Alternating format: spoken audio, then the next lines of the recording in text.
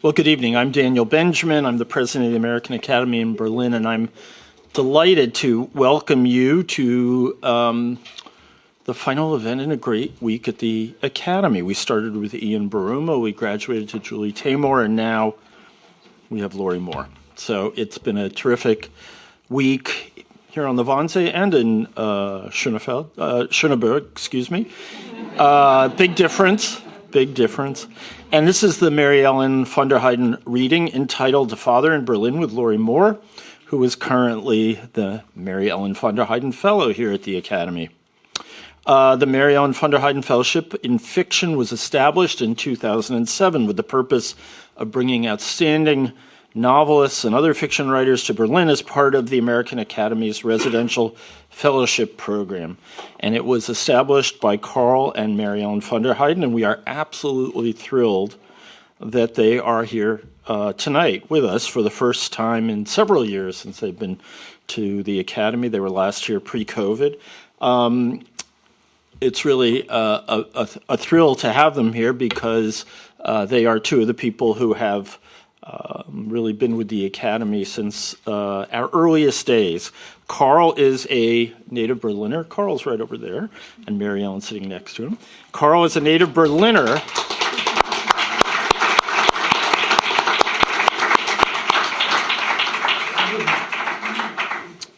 who came to the U.S. in the 1950s, attended Duke and Wharton, and then had a truly outstanding career in the business world at firms such as R.J. Nabisco and PepsiCo, and he was a founding trustee of the American Academy. As he describes it, he had a glancing knowledge of Richard Holbrooke, and then the next thing he knew, here he was. Would that be a fair description, or is that's about right? And that was how we got started here. He served as the Academy's treasurer for more than a decade and as its co-chairman from 2009 to 2011. And Carl and Mary Ellen have an extraordinary record of philanthropy, and one that is particularly notable because of its support for the written word. They have funded a library, an art center, and numerous fellowships at their alma mater at Duke. And in addition, there have been significant endowments elsewhere, including most prominently the New York Public Library's Mary Ellen von der Heyden Fellowship at the Cullman Center for Scholars and Writers. The fellowship here at the American Academy recognizes Mary Ellen's lifelong passion for fiction and her passion for the arts, and we are so grateful to the von der Heydens for endowing the past residencies of writers, including Nathan Englander, Rivka Galchin, Jonathan Lethem, Karen Russell, and now Lorrie Moore. So I want to welcome, first of all, the literary world back to the Wannsee. I want to welcome everyone who's joining us via Zoom. And now it is my pleasure as an unabashed fan to introduce Lorrie Moore, one of the truly great writers at work in America today. She is perhaps best known as a master of the short story. She is the author of the collection Self-Help, Like Life, Birds of America, and Bark, and 3 novels, anagrams, Who Will Run the Frog Hospital, which I love, what a great title, and A Gate at the Stairs, as well as a children's novel, The Forgotten Helper. She has another, Being Relentlessly Productive, she has another novel coming out next month entitled I Am Homeless If This Is Not My Home. And in addition to all that, she's an accomplished critic of books, movies, television, and even music, and she's also a gimlet-eyed commentator on current events. Now, I have been waiting for 3 years to use the phrase gimlet-eyed in an introduction, and I want to thank you, Lorrie, for giving me this opportunity. The phrase is often used, and no one knows what it means, but generally it means someone who has piercing insight or stare. Und das ist auf Deutsch mit durchdringendem Blick. So it sounds almost the same. Anyway, her nonfiction work appears in the New York Review of Books, the New Yorker, the Atlantic, and many other publications. There are many things to love about Lorrie Moore's fiction, but one of the things I like most is how every one of her sentences crackles. It's like there are always packed little explosions in every one. Lauren, you're You're not. You agree. And they are the sounds of exploding human vanities, detonating self-misperceptions, and the old human comedy just reasserting itself. There are so many sentences to choose from. One that gets picked up often is from one of her characters in a story which has a priceless title, The Jewish Hunter. I'm the son of the Jewish fisherman, so I particularly like that. Nothing's a joke to me. It just all comes out like one. Anyway, there is simply never a dull moment in Lorrie's fiction. She has won numerous awards, including the O. Henry Prize, the Irish Times International Fiction Prize, the Penn Malamud Award, the Pushcart Prize, and so on and so forth. She's been a finalist for too many other awards to list. Sorry, just not time enough. I think you won plenty.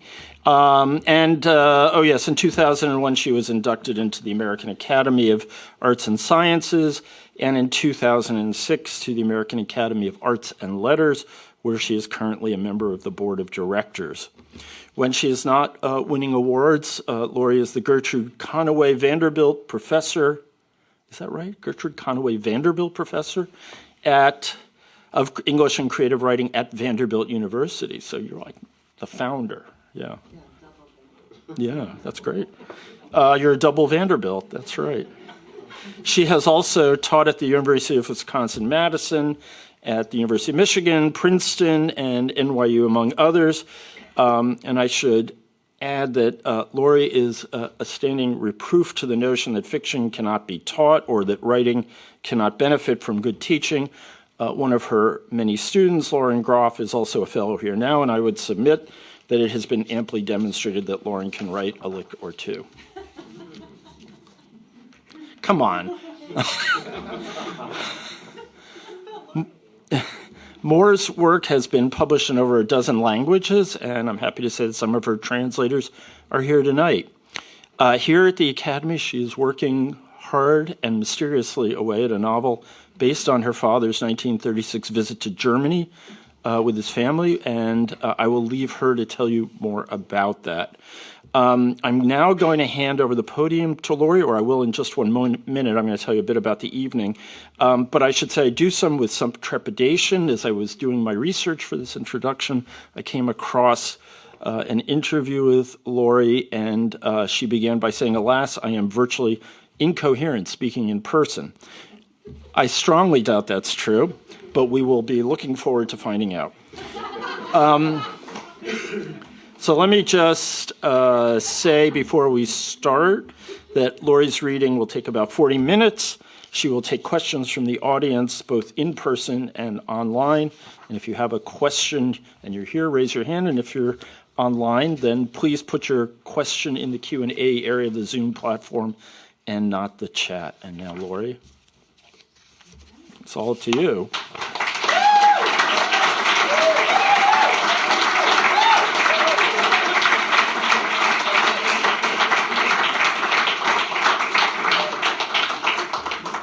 Thank you so much, and thank you all for coming to this reading. Dan, you didn't drink from this, right? I can drink. You didn't drink from this glass.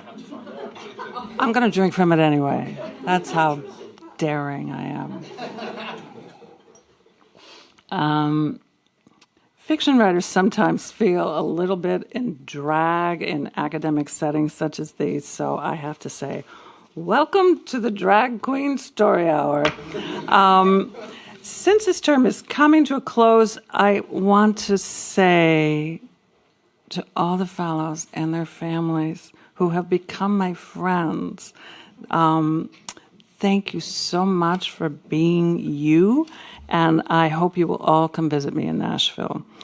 And I also want to thank the great and lovely staff, who I hope will also come visit me in Nashville and also move into my building and take over the condo board, please.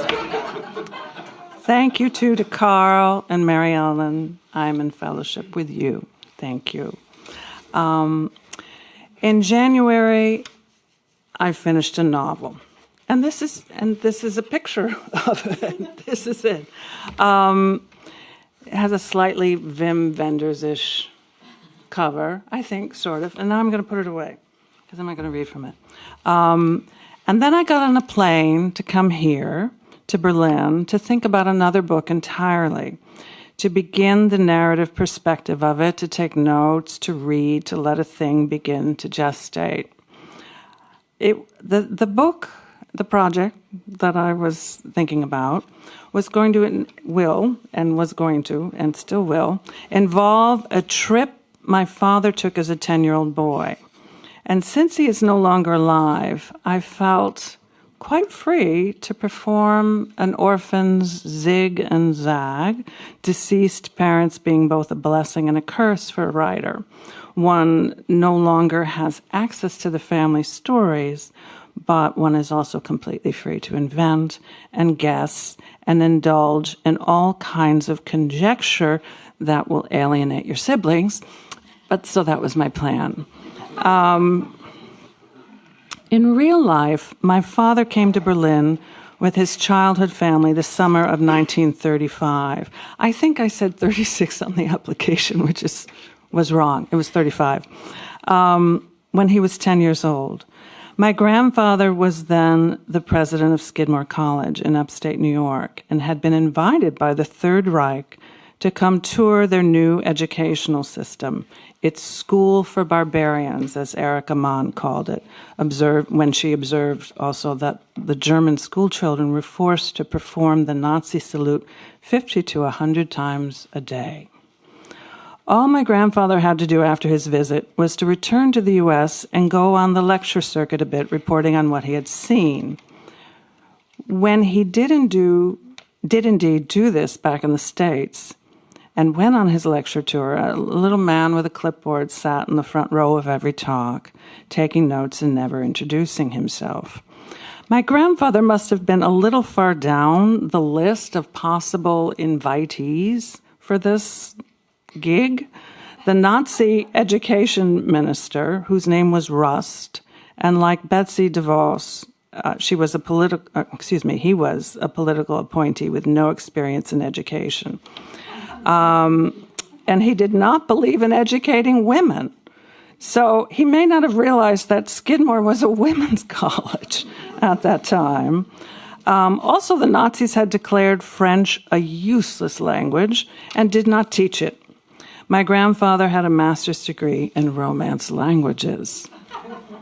But he had a PhD in psychology, a fairly new academic field at the time, which may have been of some interest to them. Or maybe they had no idea. Yet why would my grandfather consent to be part, or appear to be part, of the Nazi propaganda machine this way? Did he think he'd get a free vacation and an adventure out of it? I'm sure this is the way an academic might have looked at it.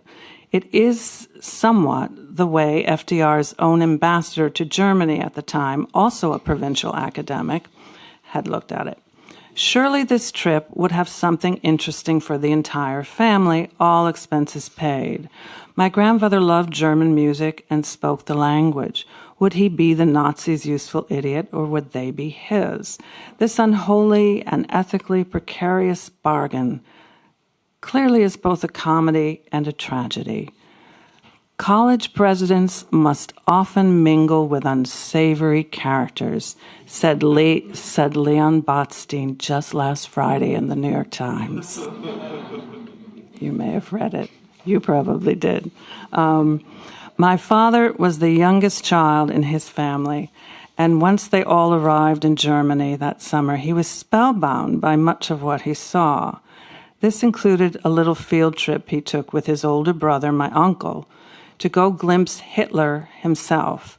This would be like seeing a big celebrity. Their summer landlady, a Nazi sympathizer, took the boys in tow to a nearby hotel, which was having a rally in its lobby, and the Fuhrer was speaking. When the brown-shirted security stopped the landlady at the hotel entrance, she exclaimed, "I live here." Now, I just did Google Translate on that, and so it comes out, "Ich wohne hier." Is that right? Wohne hier. Ich wohne hier. And so they let her pass. My uncle, who was 15, followed close behind her, declaring, "So do I."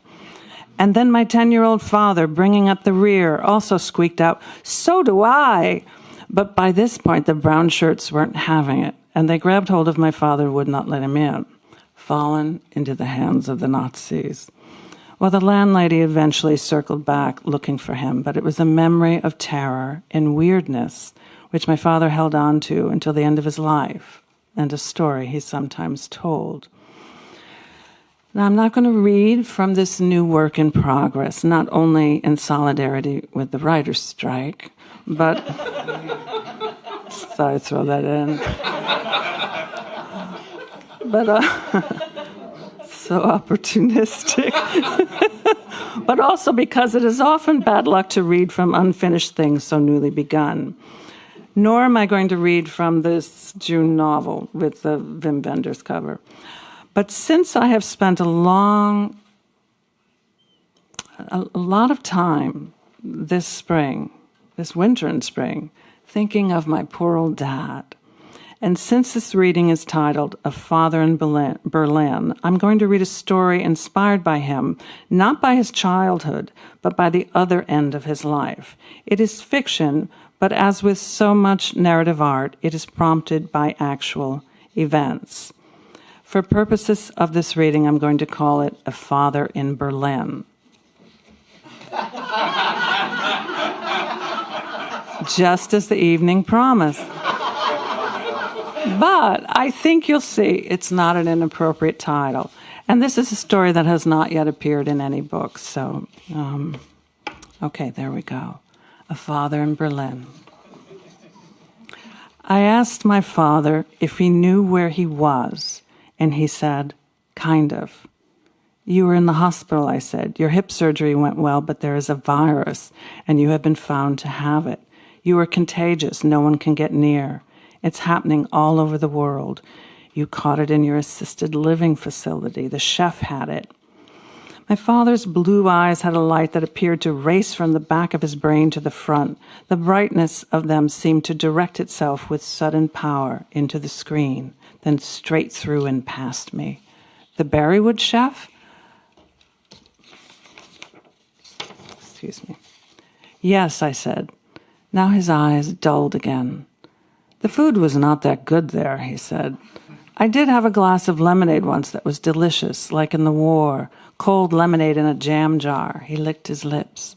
There was crust in the corner of his mouth, and he picked at it with one of his long, now thin pianist's fingers. The oxygen tubing dangled on his chest. Is there something you need now? After we finish FaceTiming, I can phone the nurse's desk. I'd like some of that lemonade, he said. I'll ask them about that. Why should this patient be so thirsty? Give him a lemonade, for Christ's sake. Give him the lemonade of his memory and his dreams. We are drying the lungs, the doctor had said last week. We don't want him to aspirate. Isn't this a quality of life issue? I did not say.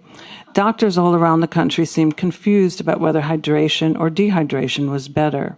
I feared that dehydration meant they were sending him off the exit ramp, a dry death. A dry death is better, someone had told me once.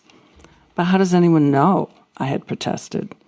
There's no death rattle, the person had said. You don't hear the death rattle.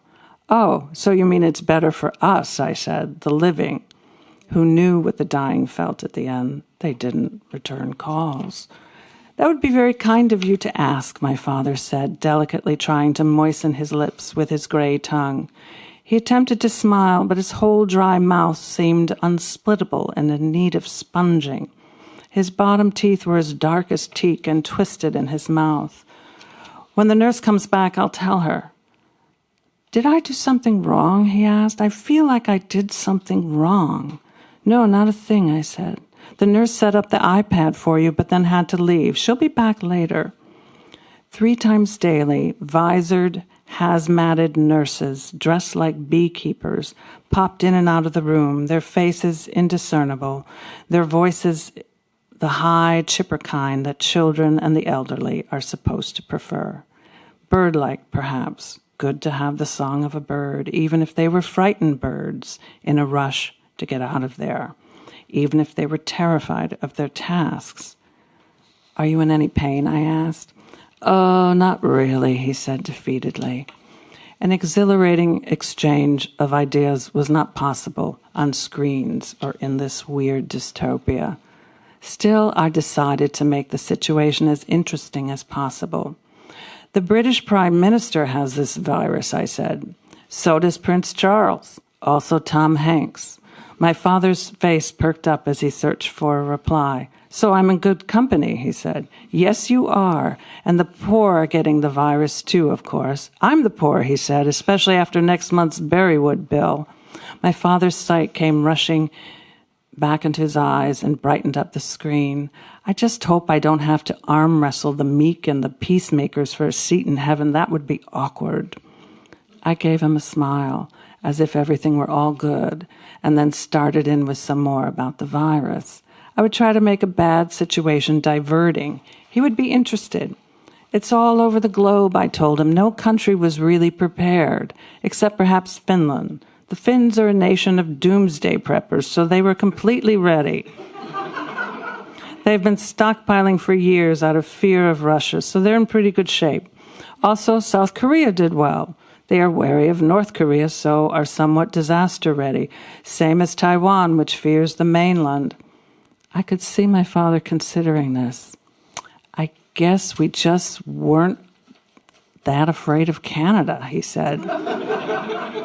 His eyes giving a wobbly little jump. Jokes, the very wattage of life.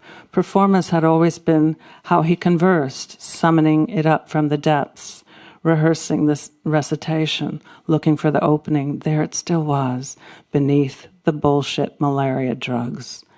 I guess we weren't, I said, even though Trudeau's wife came down with us. Is that so? Said my father. Pierre Trudeau's wife? Justin Trudeau, yep.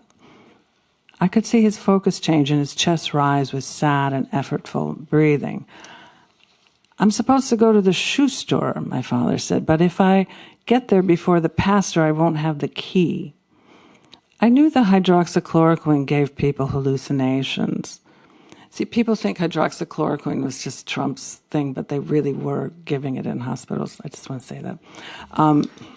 Still, all the doctors seemed to be using it. It had the endorsement of Washington, which had invented the undrained, drained swamp, and of France, which had invented pasteurization and had been dining out on that ever since, while still serving small, moldy, raw milk cheeses.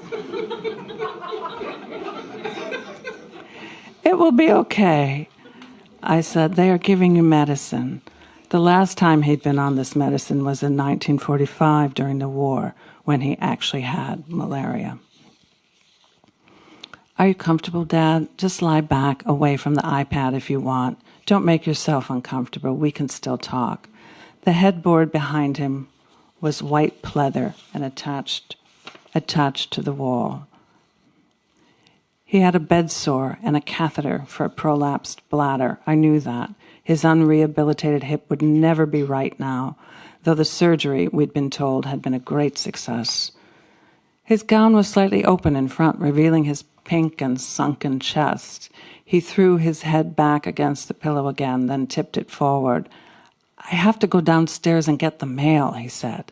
And then for a moment he seemed to know where he was again. Am I going back to my apartment? The Berrywood facility would not readmit him until he had tested negative. So far, 4 positives. Not yet, I said. You have to test negative before they can let you go. I don't think I got the mail today, he said. I need to get the mail. I have to do that before I meet the pastor. There were a lot of things he needed to do and places he needed to be. He was always announcing this. He was supposed to meet trains and people in small groups holding meetings.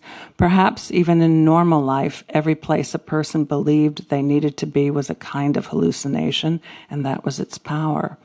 Berrywood had, some years ago, constructed a fake bus stop for escapees. It was a way of catching a runaway pet with the lure of food. The staff would find residents sitting there, waiting, no bus ever stopping.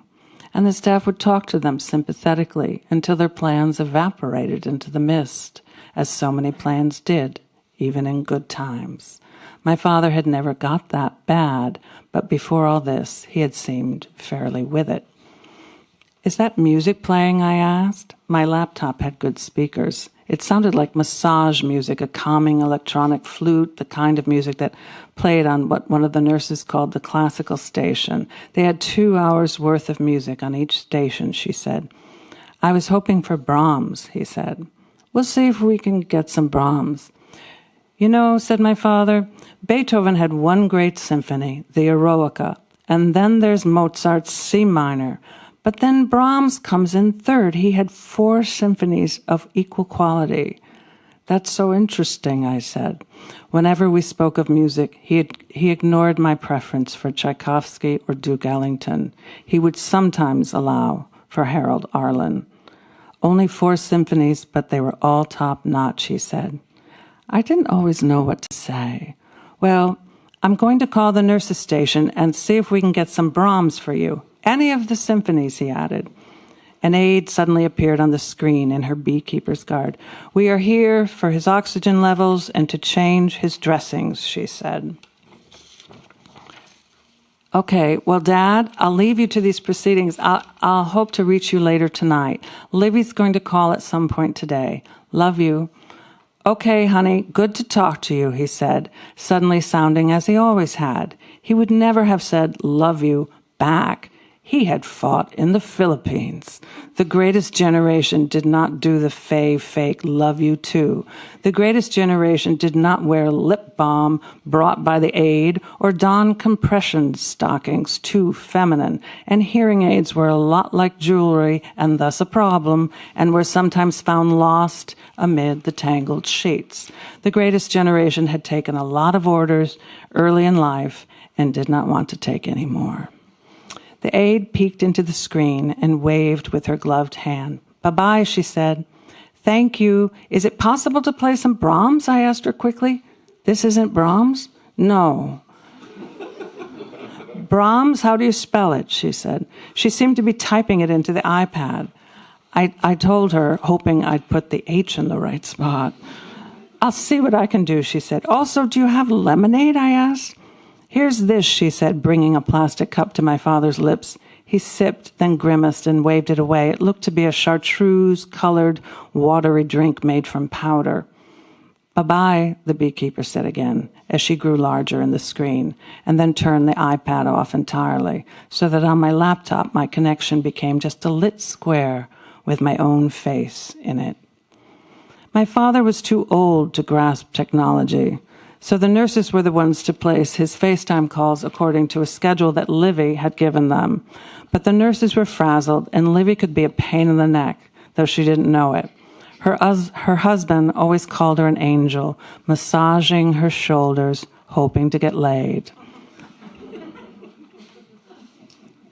And Delia, I hope my family's not listening. And Delia, of course, had refused to be a part of it. I can't watch Dad like this, Delia had said again that day. The following afternoon, a FaceTime call came in from Livy. I thought I'd patch you in and share my time with you, she said. What do you mean? I said. I'm scheduled for a different time. But Livy was both bossy and retired, a bad combo. She retired too young. Watch this, she'd said, and spun her phone so that through my screen I saw her screen, and in her screen I saw my father. Hi, Dad, I said. Hey, hi, my dad croaked uncertainly. Then the screen switched so that I was looking into the black of Livy's fireplace. Why am I looking into your fireplace? I asked Livy. It's so he can see you. The way it's patched in, you can't both see each other at the same time. When he sees you, you don't see him. I see the fireplace? This is too strange. She toggled back and forth between the black hearth and my bewildered father. I didn't want to be patched in this manner. Well, I thought we could sing to him, Livy said. I knew that one afternoon she had used the iPad as a nanny cam, watching him while she folded her laundry. She had Ferberized her children, a method that was also known as graduated extinction, letting them wail themselves to sleep as she watched. And I wondered if there wasn't something similar in what she was doing now. I suppose we could sing Danny Boy, I suggested. It's a beautiful song and it matches his name. Oh, I don't think Dad likes that song, said Livy. He says they're not the original words. What do you mean? It's a beautiful song. Yes, but he objects to it somehow. He says the Irish took it from the English. The Irish stole Danny Boy? That's the most ridiculous thing I've ever heard. Now I had questioned her authority. There was always a crisis of expertise with Livy. How about this, Livy said. She sang into the phone. If you'll be M-I-N-E mine, I'll be T-H-I-N-E thine, and I'll L-O-V-E love you all the T-I-M-E time. You are the B-E-S-T best of all the R-E-S-T rest. What the heck are you singing? I asked. Dad used to sing me all his old army songs, she laughed. That's an army song and we still won the war? I think I'm going to go and just wait for my own call with him. Now my father, on the screen, let out a howl of anguish, and I could see him grimace with agony and sorrow. He tore at his tubing and his gown. Whoa, Livy said, what's going on here? I think he doesn't want you to go. That's not it. He hardly knows I'm here. My father's face became a gash of pain. Bitte, bitte, bitte, he cried hoarsely. With one hand, he fiercely sliced the signal for cut at his throat. Speaking German, Livy said, still sharp. I don't think speaking one's college German right now is a sign of being sharp, I said. He was clearly hallucinating, agitated, imagining he was a prisoner of war. That was what it must have felt like to him. The cruel isolation, the medicine, the lights, the strange machines all around. Of course, during the war he had been in the Pacific Theater, but hallucinations were not fussy about details like that. He tugged at the tubes in his arms. Terror flew from him in a kind of guttural howl like a whale song. 999, bitte 9, he thrashed around in the bed. I texted Livy, I can't watch this. It's unbearable. Did Livy no longer know what was bearable and what was unbearable? Well, no one knew anymore. I will speak to him tomorrow, I texted. I'm going to give him his privacy. I got into bed. I turned off the phone ringer and just watched television. Every now and then, the numbers of telemarketers and scammers appeared in white on the screen. At night, my dreams often featured such alerts, scrolling like ticker tape across them, and I would spend much of the dream trying to figure out whose numbers they were. The next evening was better, Livy said. I waited hours for the call from the hospital to come. I sat before my computer, waiting for the FaceTime icon to enliven itself. Livy sent emails and texts. Tell them to turn the lights down, she wrote. They are too bright. I keep telling them to turn them down, but they don't. Ask for Eileen or ask for Carmen. One of them is usually on duty. Ask them if they got the pizza we ordered for them. Livy's patient advocacy, I feared, would get our father killed. The overrun hospital would triage him, and the hospice staff would move in and put him down like a dog, thanks to his annoying daughters. The call came in late. The face that filled the screen was a beekeeper's. Was it Eileen? Was it Carmen? I did not know. She seemed new. Your very nice father is here, she said, but he's asleep. She stepped away from the screen, and I saw my father with his eyes closed, his head hanging off his neck in a tilted fashion, the oxygen tubing taped in place, his mouth a dark crescent. They had shaved him so his face was now cleared of the patches of miniature birch forest that had sprung up there. His skin had a butterscotch tinge, and his neck was ropey against the blue cotton of his gown. The nurse stroked his forehead with a latex-covered finger, gingerly but several times. He's asleep, but he's hanging in there, she said. He's a sweet man. Thank you for calling me, I said. I'll try to connect with him tomorrow. Yes, she said. I'll send you some pictures of him sleeping, she added, and began tapping the iPad. Then she looked up. Good night, she said brightly, performing the role of saintly nurse, her head filling the screen as she moved in to shut it off. Surely her loving kindness would vanish as soon as the iPad went dark, and her demeanor would reveal an eagerness to be rid of this COVIDic old guy with his bedsore and immobile hip, his catheter and oxygen tubing. I called Delia of the Camellias, lying on her chaise lounge. Dad's stranded there like someone fallen on a battlefield, I said. Everyone is just stepping around him. He's in the way. How could I speak the lonely, frantic improvisation of my inadequate self-reliance? She was well-versed in her own. I told you, she said, I did my crying last week. Dad and I had a good long talk just before his surgery. It contained dignity and charity for all. You'll have to call me when it's over. Her voice broke a little. Maybe he'll get out, I said. Maybe he'll finally test negative and be released to rehab to get his hip working again. I could not imagine it, not really. Even that would be hellish. Then I added, sounding still more insane, falconers return their old birds to the wild.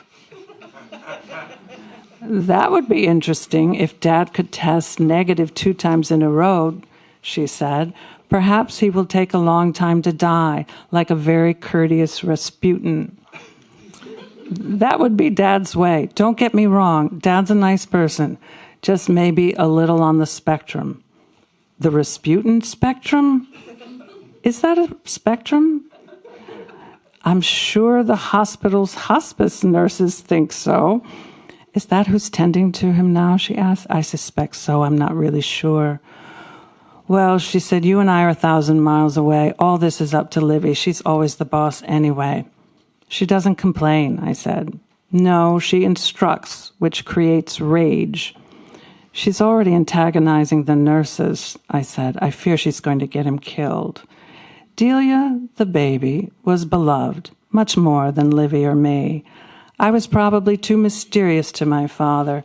No husband, no child, for him to love me in more than in an I was probably too mysterious to my father. No husband, no child, for him to love me in more than an average way. A feeling he had in common with all the men I'd ever known. Still, like them, he seemed to enjoy talking to me. What do you think of Biden, he often asked. He was hoping to live until November to cast his vote for the Democrats, and this is what he enjoyed talking about the most, as well as Brahms.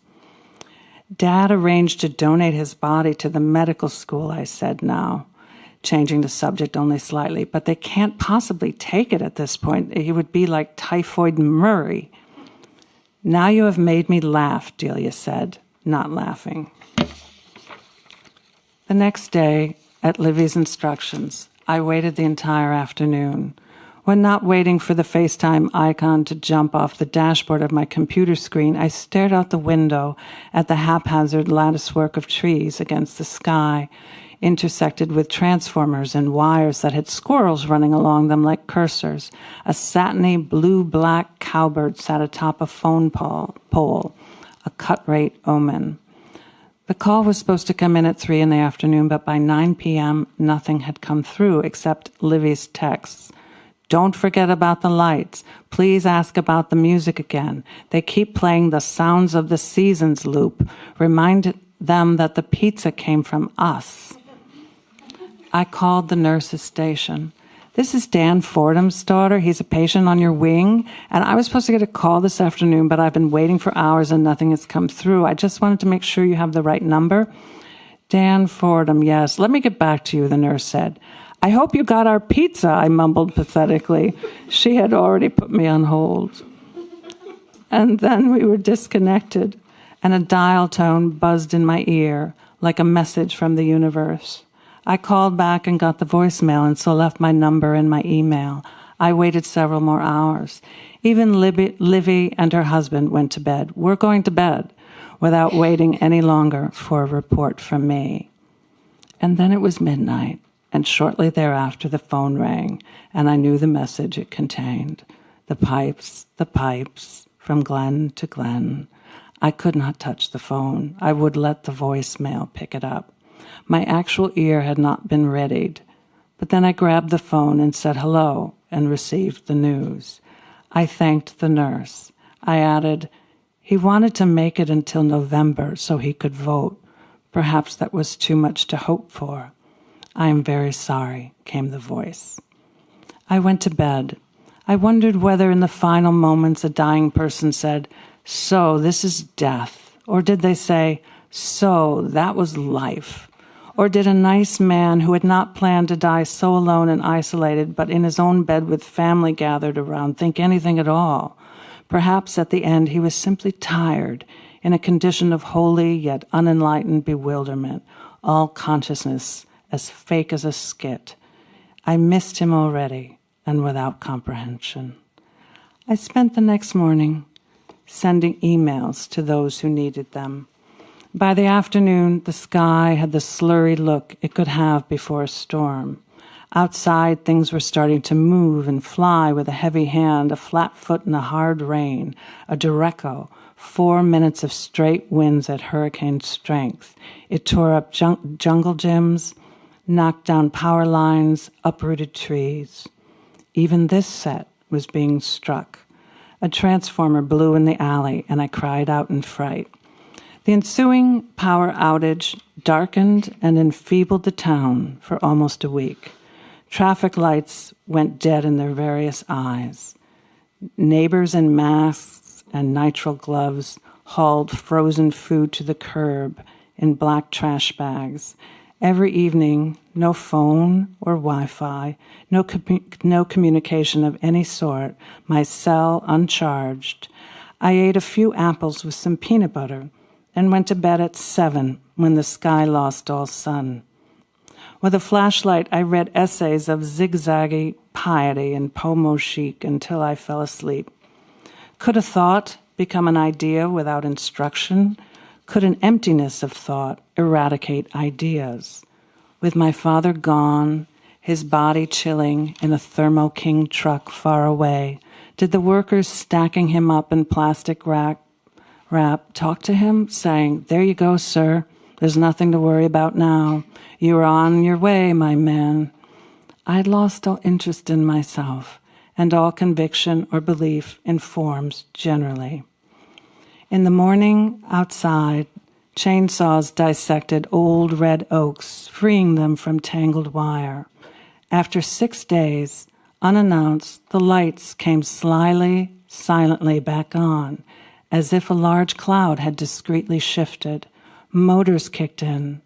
Clocks flashed their incorrect times. All the little mice of my mind returned, found their corners, and began to set up shop.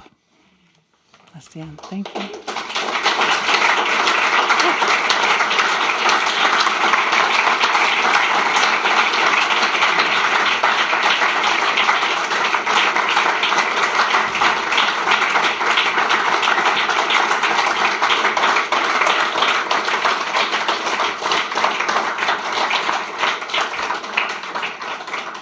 You probably didn't know this was going to be so sad. Sorry about that. Right after dinner, too.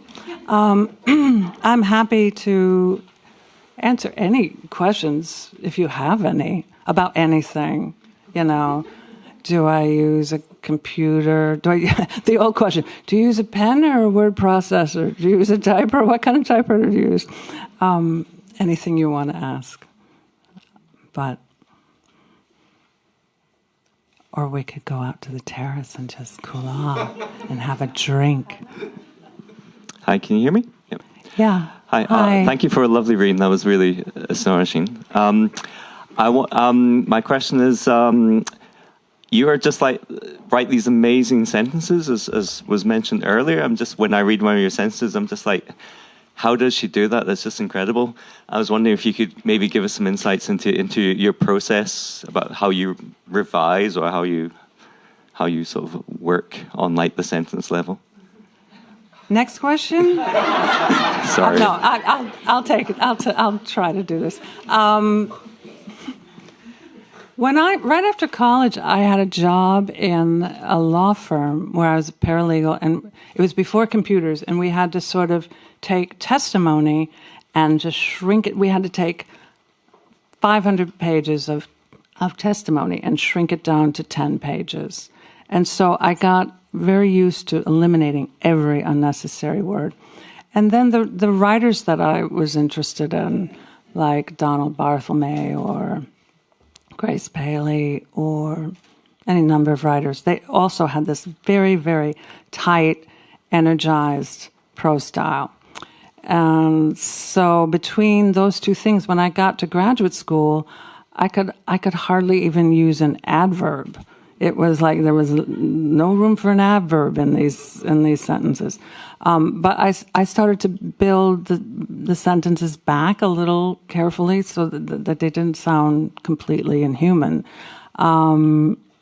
So I've always looked at the sentences and looked to sort of keep them streamlined, but I also want them to be a little lyrical and true to the physical world and to the characters. So that, and also, yeah, I might be a frustrated poet, there's that. But thank God I'm not a poet. That'd be bad. Does that answer your question? Sort of? Okay, all right. Yeah. What I was going to say, it's since we're in Germany, I think it's important that somebody does that thing where instead of asking a question, you just say your piece for as long as possible. So I wanted to, I wanted to recommend a book, and I was wondering if you'd seen it, Travels in the Reich, edited by Oliver Lubrich, who teaches in Bern. It's about 10 years old, and it's also available in German. Okay. The book is available in both English and German, and it's full of chilling material like Virginia Woolf's take on the Nazis, which no one here should read. Right. Well, thank you. Yeah, there's lots of reading. There's lots of eyewitness stuff, and there's lots of reportage on things that happen to families, and it's just horrible, but astonishing reading. Yeah. These are just tourists. These are tourists. Right. Lorrie, I wanted to follow on from the earlier question about your process, and I won't focus on process, but you have such an incredible comic gift. Have you ever written for the screen, or did you ever want to, or a little screen, a big screen? Any of those screens? I mean, screen. Sometimes an Etch-a-Sketch. Yes, I've heard that before. So it reminds me most in some ways of screwball comedy, because there's that just incredible compaction. But I'm just curious if you've ever done it. You know, when my first book came out, I was approached by a couple of directors, and then I did get phone calls later too from various directors. But I really didn't want to do. I really thought I have to decide whether I'm a teacher and a writer or whether I'm a screenwriter and a writer. And I thought screenwriter and a writer, that's too much writing. That's, you know, and so I have to decide what it is I'm going to do. And so I decided not to write for the screen, but I did take a couple meetings, and I did once work for Dustin Hoffman, briefly. That was crazy. I love him, but it was... So I doubt... What I'm saying is I did sort of look at that as an option, but no, I didn't think that I wanted to do collaborative things. I wanted to do my own writing. And here I am. Yes.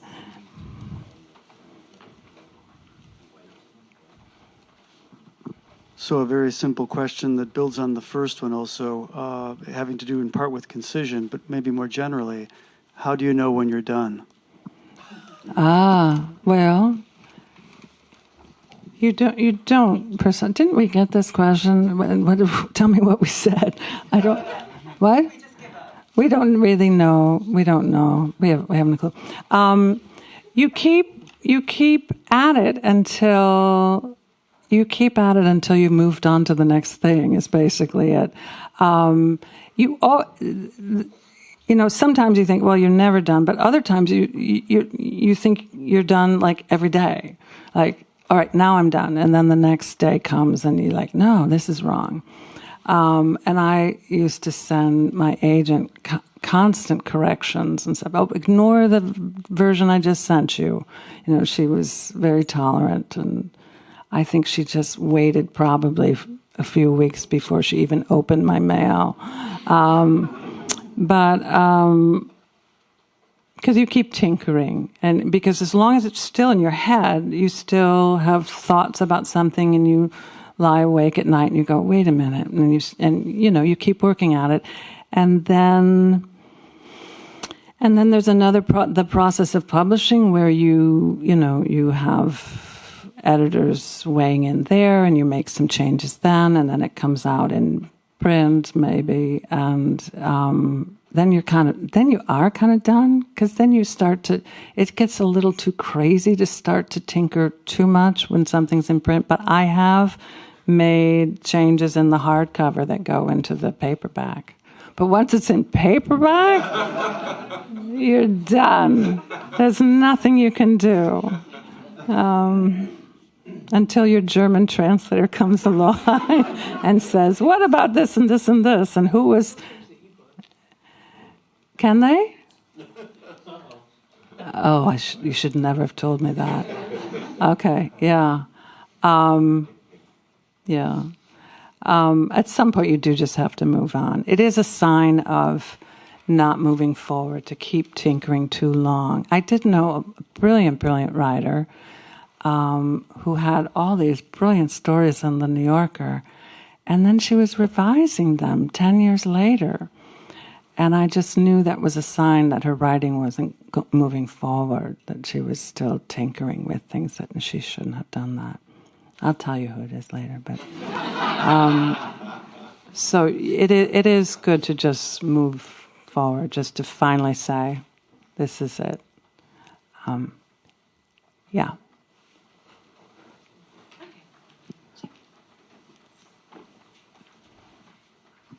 This is quite a trivial question about numbers.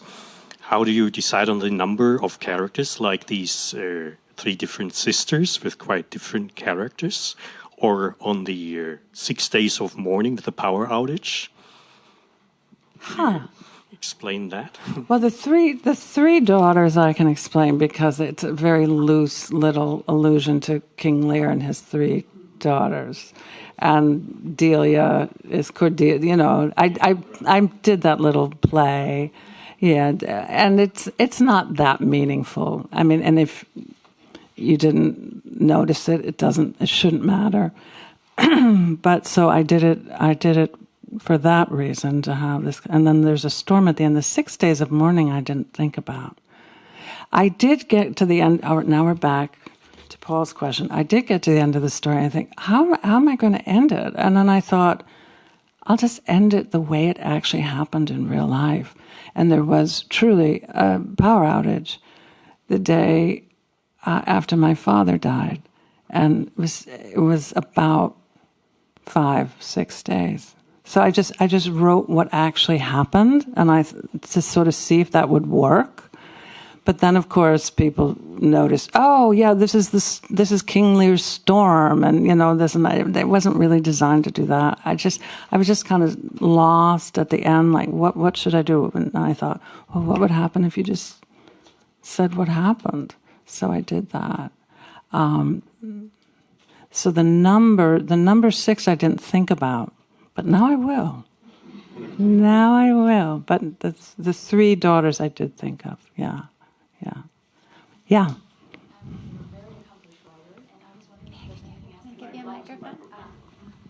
So you're a very accomplished writer. Thank you very much for the reading. Thank you. I was wondering if there's something you would still like to achieve as a writer or still strive for. I mean, are you a satisfied author? Oh, no. Oh, no. You have to think your best work is still ahead. You have to. So I feel my best work is still ahead. But there's not a lot of it. But I think there's a little of it still ahead. So, yeah. There's someone back there. Questions from the online audience. Oh, okay.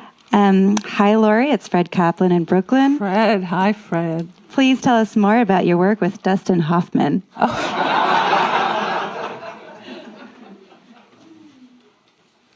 I think I told Fred this story when he was here. Maybe I didn't. Dustin Hoffman had never directed before, and he was very aware of all his peers who had directed. Al Pacino had directed, and all these other actors who he felt, were on his level as actors, but he had not directed. So he was looking at this particular book, and it was called The Ditto List, and someone had handed it to him, and he had gone through 7 screenwriters already adapting it. He started off with very famous ones, and then he was getting down to like, someone had told him, oh, there's a girl in Wisconsin you might want to call. And that was me. I was like number 8 on the list. Nora Ephron was like number 1. There was Ron Bass or whoever he was, number 2. And then there were all these, then there were people you never heard of. Because I had that list of everybody who'd tried to do this. But he was describing the book to me that he wanted to adapt, and this was going to be his directorial debut. He described the book. He didn't tell me the title. And I said, that sounds like The Ditto List by Stephen Greenleaf. Was that his name? Yeah, Stephen Greenleaf. He said, it is The Ditto List by Stephen Greenleaf. How did you know that? No one knows that book. And I said, well, I reviewed it for the New York Times Book Review. So he thought this was kismet, and this meant that I had to do scripts. So I never actually met him till years later. But I'm looking at you as if you've asked this question, but it's Fred. And we did our best. He ended up doing another. He didn't. At any rate, that project didn't happen. But I was paid. I was paid for the adaptation. He ended up directing something that was based on the Casa Verdi. Do you know that retirement home in Italy that is Verdi's old home, and anyone who has worked in the music industry can retire? You've heard of this? Yeah. And so he did a version. He set it in England, and he had Maggie Smith and all these people in it. So that was his directorial debut. It was kind of interesting. But he was really basing it on this award-winning documentary, which I had seen about the Casa Verdi, about the retired opera singers in Italy. So that's... And then he came to a reading of mine, and I met him backstage. He was very, very nice. But we were never going to work again together. I actually became afraid. He would call my house at the slightest thing. He would say, what do you think of this? Or what do you think of that? And, and I became frightened of the phone. Because you go, hello, with this Dustin Hoffman voice. And I remember saying to my husband, I said, don't answer the phone. It might be Dustin Hoffman. And then I thought, wow, my life's gotten very weird. Don't answer the phone. It might be Dustin Hoffman. So I was not really cut out for this line of work. But I did try. And he is a very nice man, I have to say. So thanks, Fred. Yeah. So, okay, is this working? Yeah. That's screenplays, but what about plays? Because you don't have to collaborate as a playwright. Right. I have always wanted to write a play. You should write a play, because there's one thing that I love is the way that you speak. And I think that your interpretation of your own writing is another level. I think we're all responding to that, in fact. The certain style of the way you talk, if it could be brought out by a performer, or even a one-woman show by you. One woman. Yeah, right. That's not going to happen. No, I know that's not going to happen. You just did it, actually. You're in the midst of it. But I think a play, because the dialogue, and, plays can take any form. You can have a narrator, you can, break it up. I would love to do a play, and I have thought about it any number of times. But one of the things that I don't have a good idea, and the other thing is I can't figure out the space of the stage. Also, what's interesting about what do you mean by that? The physical? That's the thing that's called the stage. No, but the stage can be any size, any shape. You have a tremendous sense of the stage and all the visual 3D stuff that happens on there. I do not. And so when I go to a play, I'm in awe of it, because I just think, well, it's not the dialogue that I'm in awe of when I see a play. I'm just in awe of how did everybody figure out where they were going to be and when they were going to walk on, and it's time and space that I don't really have a handle on. But I keep thinking maybe but you don't someday have to necessarily. That's the point. You can write something. For instance, Shakespeare, know him. How many different interpretations? Because it was all done in an empty space originally. So the wars were in the words. Right. And, you can still do that now, or you could completely visualize it. Right. Well, you know Emily Mann, yes, right? Of course. Yeah. So Emily and I thought we would adapt the Marion Tave's Women Talking before everybody else got a hold of it, because we thought it would be a great play. Yeah. And then it was turned into a film, which it's not really suited to a film. But so we did sort of have this idea, and she's very good at figuring those 3D things out, and we thought we would do it. It was somewhat idle chatter, but we had a third person involved who felt he had an in with Miriam, that he could get her to agree to that. At any rate, that was as close as I got to writing a play, which wasn't very close. But thank you. Some questions in the back.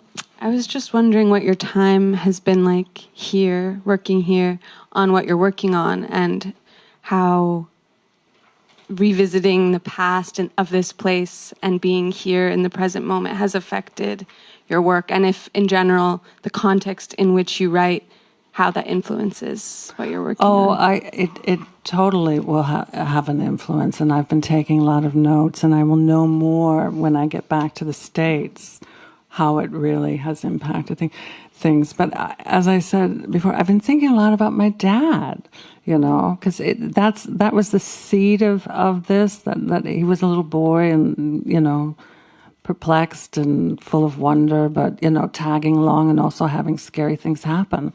And I've also been interested in watching the children here, who are part of the families, and the different ways they respond to things. They didn't know I was spying, but I was spying a little bit. The children here are so wonderful. So I will know more, when I return and continue and pull together things. One of the things I have to figure out is the point of view. That's very key to anything. And I'm thinking of a sort of triple point of view. One of the things about a play that I find interesting is that, well, it depends on the play, but in general, you can say about a play that there's no point of view compared to what one does in narrative writing on the page. You have to have a point of view. But in a play, the point of view has been lifted out, and you have characters who are, in a sense, in competition for the point of view. And that's the great energy of a play, it seems to me. But when you write something like a short story, the point of view is so key, but you can layer it with several points of view. You can move through time. You can do a number of things with it. But point of view is one of the most important decisions when you write narrative. And it's not with a play, so that's why plays interest me. Okay.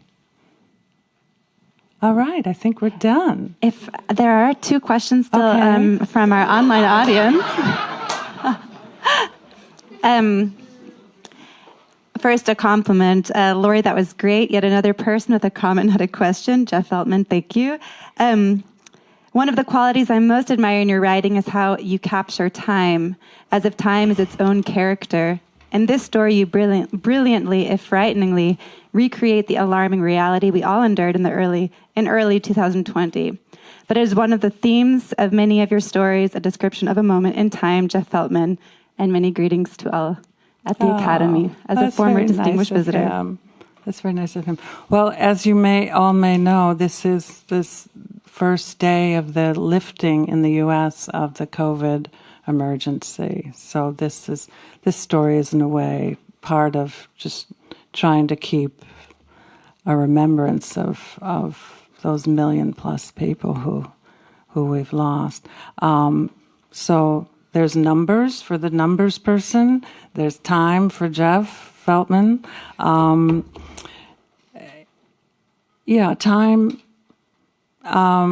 Time is another thing one has to manage on the page. And one also has to totally manage it on the stage, too. Time is very key. I don't think of time as a character, but I've heard Jeff say this before, that time is a character, which is a very interesting idea to me. But it is a medium, and it is something you have to employ and put in place in service of your story and your characters and your themes. So that'll have to do, Jeff. Okay. All right. Are we... And I would just ask one last one, if you're okay with that. Okay. Thank you for reading this touching story. My question, would you say writing the story brought you closer to your grief, protect you from it, or did something else to your real life grief about your father? I don't think it does any of those things. I do believe, you have to write from what's on your mind and what's in your heart and what you think is important. And so that's why I decided to do this. Now, not everything is accurate to what happened, but it's pretty close. I mean, I don't have 2 sisters, for instance. I only have 1 sister, and I'm not going to tell you which one she is. But I don't think writing works as catharsis, and I think most writers will say that. They'll say, I wrote about this horrible thing that happened in my life. Do I feel better now? No, you don't feel better now. It doesn't work that way. But you hope to have registered an experience where pain and observation and the life of this planet is somehow contained within the structure of it, and other people can enter it and have that experience too. So everyone's slightly enlarged by experiences of narrative fiction. But I don't think people are necessarily healed by it. Some people might be, but you're not damaged by it. You're not damaged by it, but because you are a writer, you have this sort of slightly unseemly, or an artist, you have a slightly unseemly habit of taking the world and the life around you and condensing it and compressing it into stories. So that's what I do. So thank you all for coming. You've been great.